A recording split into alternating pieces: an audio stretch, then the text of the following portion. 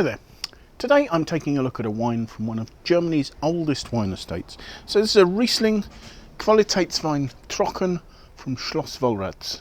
It's a 2021 vintage of this. So Schloss Vollrads, an estate founded in Rheingau in 936, and evidently its historic status means that it's one of just a handful of German wine estates that don't have to display a village name on their label. They are so well established that is not a requirement for them. So the name Schloss Vollrads is sufficient of a designation for this wine. Also, part of the history of Schloss Vollrads is the fact that for centuries it was owned by the Greiffenclau family.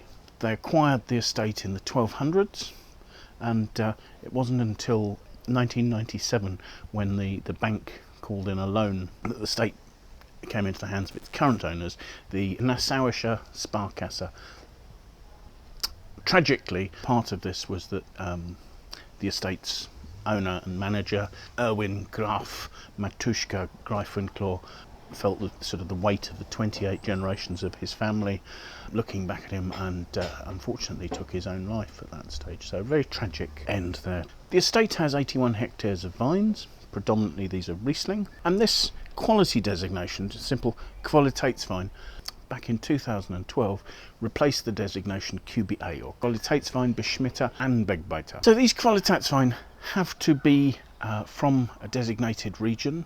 They have to be from a permitted variety, and they have to have at least a minimum sugar level at picking, measured in Oechsler, somewhere between 51 and 72 degrees Oechsler, depending on the region you're in. So the Moselle, where it's cooler, will have a lower minimum sugar level, and somewhere like Baden, where it's warmer, will have a much higher minimum sugar level. You are allowed with Qualitatswein to add sugar to chaptalize during fermentation to raise the alcohol.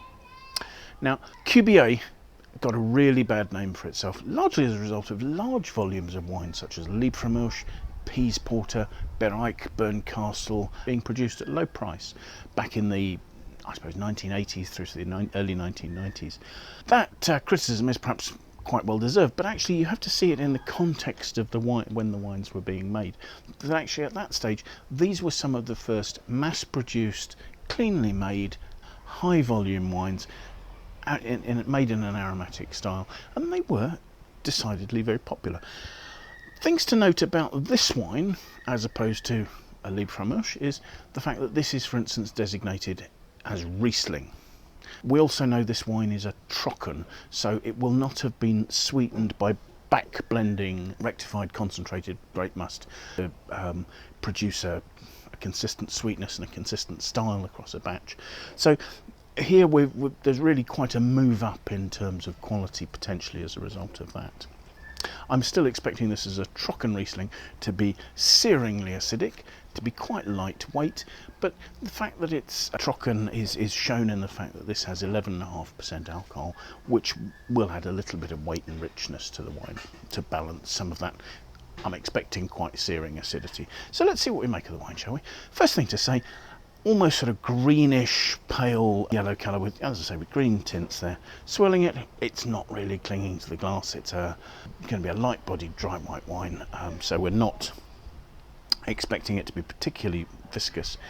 Let's see what we make of the aromas. The aromas have a lovely, lifted, almost sherbety note to the perfume. There are notes of lime blossom. That really is a delicate floral perfume. The fruit has a liminess, but then it develops into more of a sort of a pear note. Perhaps lime pear quince is quite a nice note for this particular wine. The aromas are pungent and clean.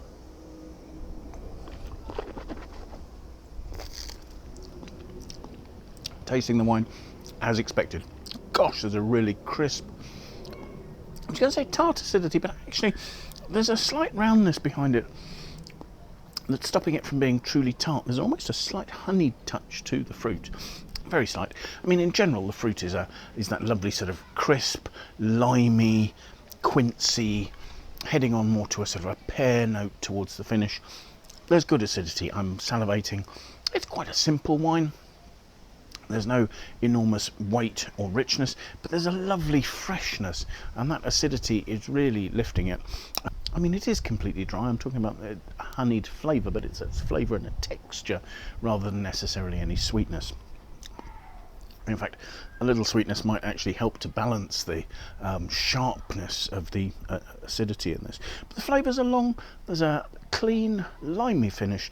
This is a well-made wine, easy drinking, would probably age for a couple of years and would gain perhaps a little bit more of that sort of honeyed richness and roundness to help balance out the acidity. But I don't think there's a need for that, because actually its freshness, its vitality, that almost steely acidity, a sort of a laser focus that it gives it is really lovely and refreshing.